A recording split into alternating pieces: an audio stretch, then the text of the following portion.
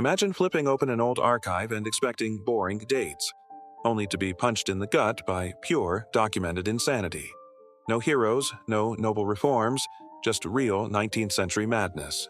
Grotesque experiments, public scandals, medical nightmares, and hoaxes so bold they shook entire nations. These aren't legends, every story actually happened. Ready? Hold tight, because these events will shatter everything you thought civilized history meant.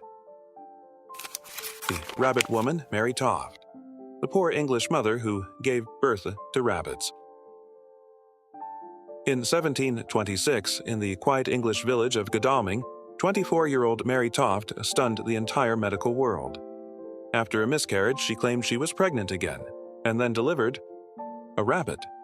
A real, furry, four-legged rabbit. Her midwife swore it happened. Crowds rushed to her home.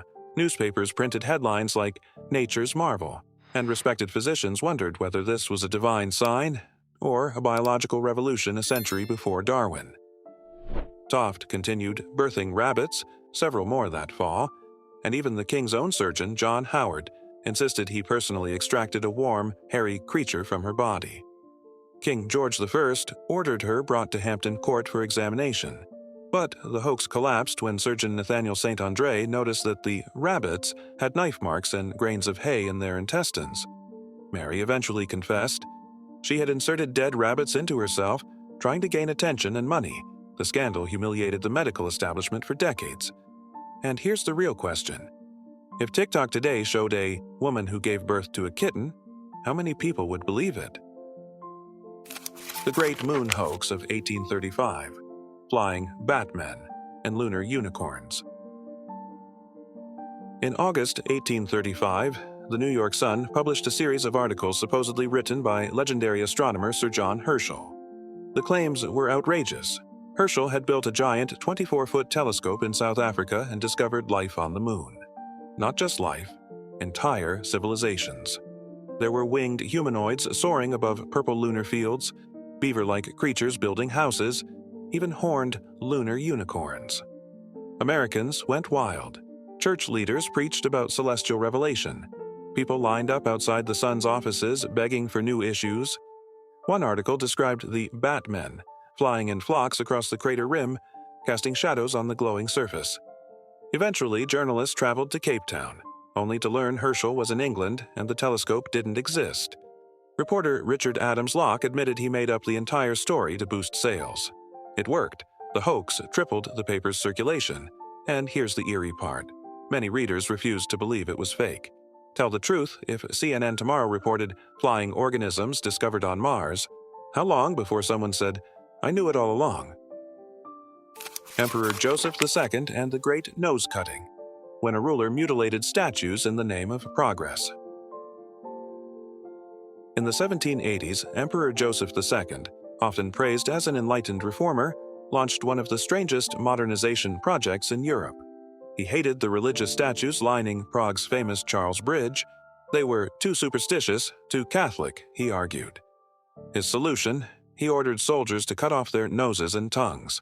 12 statues were completely destroyed. Dozens more were left mutilated, noses rolling across the bridge stones like severed limbs.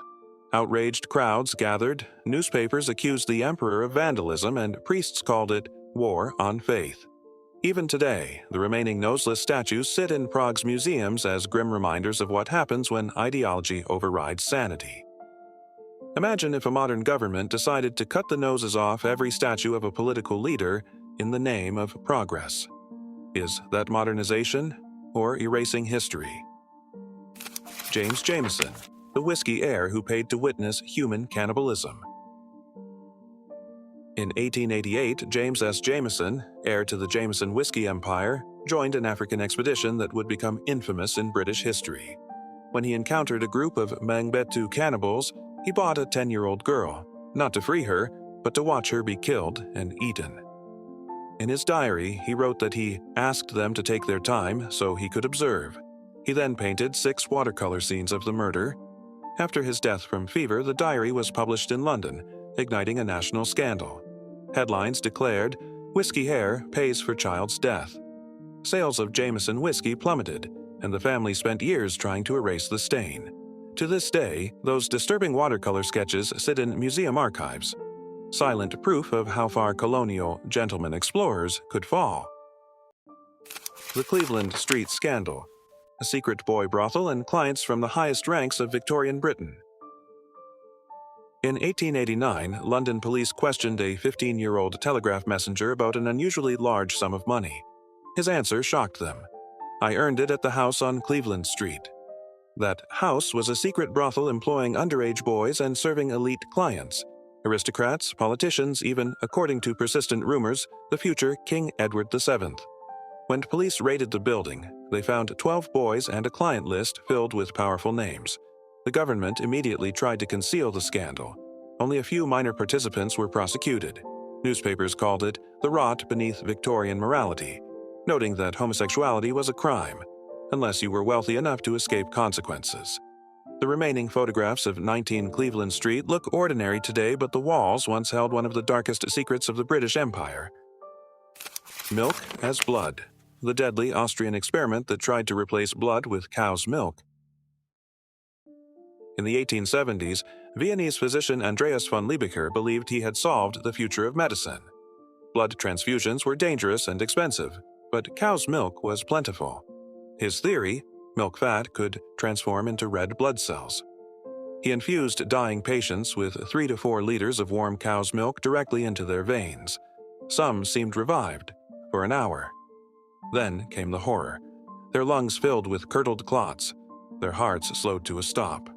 Out of 10 patients, 7 died agonizing deaths. The medical journal, The Lancet, slammed the practice as butchery disguised as science, but Liebecker insisted that humanity simply lacks vision. Sketches from Viennese medical journals, patients strapped to tables with tubes of milk flowing into their arms, look like something out of a science fiction nightmare. This was the edge where medicine and madness collided. New York's Straw Hat Riot, the absurd street war over a fashion rule. In September 1922, New York turned into a battleground over hats. Tradition said straw hats must be put away after September 15th. But that year, teenage gangs decided to enforce the rule with violence. They tore hats off strangers, stomped them in the streets, beat men who resisted, and built bonfires of flattened fedoras. Over 3 chaotic days, police made 1,000 arrests and dozens were hospitalized. Some officers even joined in, calling it fun. Newspapers labeled it the War of the Seasons. Photographs show mobs swarming anyone daring to wear a summer hat. It's hard not to laugh, but it happened. Only in America could a fashion guideline escalate into a mini civil war. Australia versus the Rabbit Empire, the ecological war humanity couldn't win. In 1859, homesick English settler Thomas Austin released 24 rabbits into the wild so he could hunt a bit of home game. Within 60 years, there were 600 million. The rabbits devoured crops, destroyed ecosystems, and pushed farmers to ruin. Australia declared all-out war, poison campaigns, rifle squads, even the famous rabbit-proof fence stretching 1,800 miles. Millions of rabbits were killed, yet the population kept growing. Only the introduction of the myxomatosis virus in the 1950s reduced their numbers by 99%. But evolution struck back. Survivors mutated, rebuilt their population, and today the battle continues. Early 1900s photos showing hills moving with rabbit swarms look like scenes from a biological apocalypse.